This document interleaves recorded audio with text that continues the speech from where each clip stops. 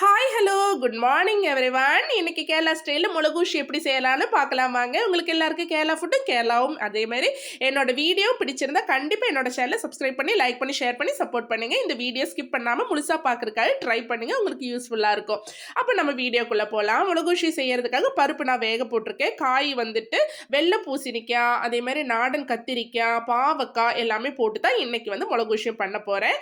காயெல்லாம் கட் பண்ணி வச்சாச்சு. இப்போ வந்து ஒரு மலை வெங்காயம் எடுத்திருக்கேன். மலை வெங்காயம்னு சொல்லும்போது ஒரு பல்லாரி எடுத்து குட்டி குட்டியாக கட் பண்ணி எடுத்துக்கோங்க. அதுக்கப்புறமா ஒரு 3 தக்காளி பழத்தை சேர்த்துக்கிறேன். பச்சை மிளகாய் வந்து ஒரு கைப்பிடி அளவுக்கு சேர்த்துக்கோங்க. ஒரு 7 8 பச்சை மிளகாய், குட்டி குட்டி பச்சை மிளகாய் தான் சேர்த்துருக்கேன். இதில் வந்து பச்சை மிளகாயோட காரம் தான் இதில் வந்து தூக்கலாக நிற்கணும், அப்போ தான் வந்து டேஸ்ட்டாக இருக்கும். இப்போ வந்து கத்திரிக்காய் இன்னொன்று மிச்சம் இருந்துச்சு, சரி அதை அங்கே வைக்க வேண்டாம் காஞ்சு போயிருன்ட்டு இப்போ அதையும் கட் பண்ணி எடுத்தாச்சு. பருப்பு வந்து ரொம்ப உடஞ்ச மாவு மாதிரி ஆகக்கூடாதுங்க, இந்த மாதிரி தருதருப்பாக இருக்கணும். அதுக்கப்புறமா இப்போ வந்து காயெல்லாம் சேர்த்துக்கலாம். தக்காளி பழம், பச்சை மிளகாய், பல்லாரி எல்லாமே கட் பண்ணி சேர்த்தாச்சு. அதுக்கப்புறமா காய் இருக்குங்க இல்லையா, கத்திரிக்காய், அதே மாதிரி கொஞ்சமாக வெங்காயம் வந்து தாளிக்கிறதுக்காக எடுத்து வச்சுட்டு இப்போ வந்து பச்சை மிளகாய் அதே மாதிரி எல்லாம் போட்டதுக்கப்புறமா கத்திரிக்காய், பாவக்காய், அதுக்கு அதே மாதிரி வெள்ளை பூசணிக்காய் எல்லாமே போட்டு அளவான தண்ணியை ஊற்றிட்டு இப்போ வந்து மஞ்சள் தூள் வந்து ஒரு 3/4 டீஸ்பூன் போட்டிருக்கேன். குட்டி ஸ்பூனில் ஒரு 1.5 ஸ்பூன் மட்டுமே மிளகாத்தூள் சேர்த்துருக்கேன். கொஞ்சோண்டு கல்லுப்பு சேர்த்துருக்கேன். இப்போ வந்து நல்லா வந்து மிக்ஸ் பண்ணி எடுத்துக்கோங்க. ரொம்ப சிம்பிளாகவும் இருக்குங்க, நல்லாவும் இருக்கும். அது கூடாமல் நம்ம எல்லா காய்கறியும் சேர்த்தனால நம்ம காலையிலே வந்து நிறைய காய் சாப்பிடும்போது நமக்கு வந்து நல்லது, ரொம்ப வந்து ஹெல்த்துக்கு நல்லது. அதனால தான் இந்த மாதிரி மிளகூஷி வச்சு நீங்கள் சாப்பிடுங்க. என்னென்னா நம்ம டிஃபன் ஆனாலும் சரி, என்ன வேறு எதை சாப்பிட்றதானாலும் சரி, அந்த குவான்டிட்டியை வந்து குறைச்சிட்டு இந்த மாதிரி காய் சாப்பிட்றதுக்காக நீங்கள் ட்ரை பண்ணுங்கள்.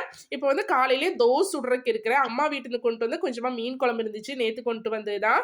இது காலையில் சுட்ட தோசை. உங்களுக்கு யாருக்கெல்லாம் பிடிக்கணும் சொல்லுங்க எனக்கு கமெண்ட்ல. எனக்கு நேற்று சுட்ட தோசையை வந்து இந்த மாதிரி முருகை வச்சு எடுத்து சாப்பிட்றது வந்து எனக்கு ரொம்ப பிடிக்கும். பர்சனலி காஞ்ச தோசைன்னு சொல்லுவாங்க.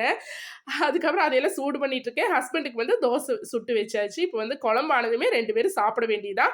புளியை வந்து நெல்லிக்காய் சைஸில் கரைச்சி ஊற்றியாச்சு. இப்போ வந்து மிக்ஸ் பண்ணிவிட்டு அதுக்கப்புறமா தாளிக்க போகிறோம்.